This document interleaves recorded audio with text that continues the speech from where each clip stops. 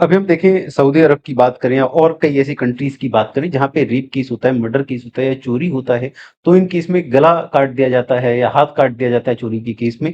वहां देखें तो चोरी के या मर्डर की या इस तरीके की जो गतिविधियां हैं या जो अपराध हैं वो काफी कम है एज कंपेरिजन टू इंडिया। तो क्या इंडिया को भी, भारत को भी ऐसे सख्त कानून लेके आने चाहिए जिससे लोगों के अंदर डर बैठे और वो ऐसे जघन्य अपराध ना करें? नहीं, नहीं, निश्चित रूप से सख्त कानून होने चाहिए और हमारे देश में सख्त कानून हैं भी। लेकिन जैसे कहा जाता है, law is also part of culture.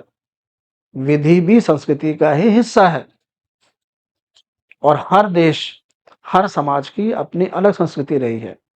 उस संस्कृति के अनुसार वो लॉ डेवलप होकर आया है। हमारे देश में ही कई जनजातियाँ हैं, शेड्यूल्ड ट्राइब्स हैं।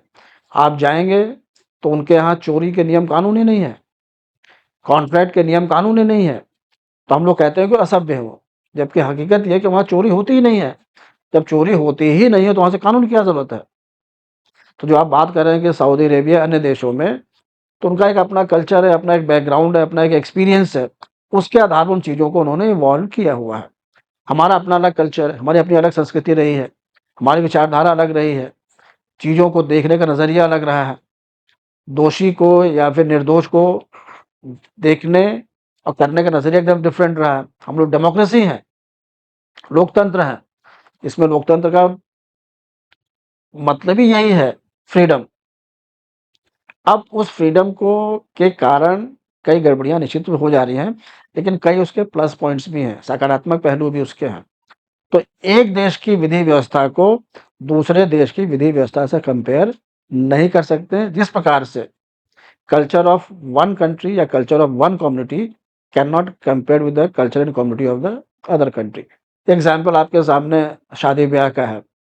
आप फिरंगियों से पूछिए, अंग्रेज़ों से पूछिए, वो कहें कि हिंदुस्तान में जो है 3-3 दिन शादियाँ चलती हैं, इतना खर्च होता है, लाइट, बिजली, हर चीज़ पर। जबकि हमारे यहाँ 1 मिनट में शादी हो जाती है। तो वो मज़ाक उड़ाते हैं आपका, बट उसका रिज़ल्ट देखिए आप। हमारे यहाँ शादियाँ लॉन्ग टर्म पे चलती है।